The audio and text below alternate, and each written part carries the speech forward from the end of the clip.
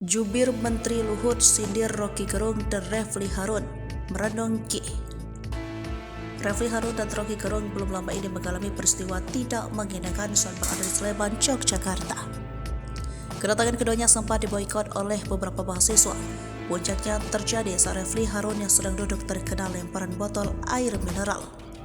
Peristiwa terjadi saat keduanya menghadiri diskusi bersama akademisi Rocky Gerung di Kopi Nuri, Depok, Sleman, Yogyakarta.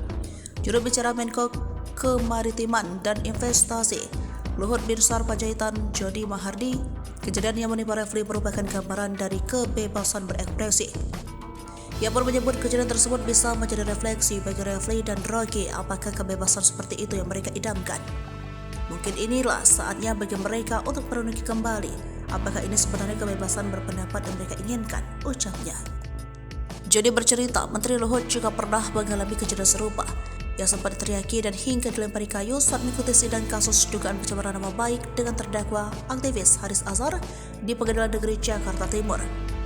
Refli terkena lemparan botol air mineral dari massa yang menolak kehadirannya acara diskusi bersama akademisi Rocky Gerung di Kopi Nuri, Yogyakarta. Mulanya Rocky santai menanggapi protes massa dengan celetuk-celetukan, ia bahkan mempersilahkan mereka mendekati mimbar. Sampai akhirnya salah seorang dari massa melempar sebuah botol air mineral ke arah mimbar dan mengenai Refli yang duduk di sebelah Rocky. Refli lalu meminta polisi mengamankan orang yang melempar dengan botol. Narasumber lain seperti Saud Situmorang dan peserta acara kebanyakan merupakan mahasiswa menyerukan hal yang sama.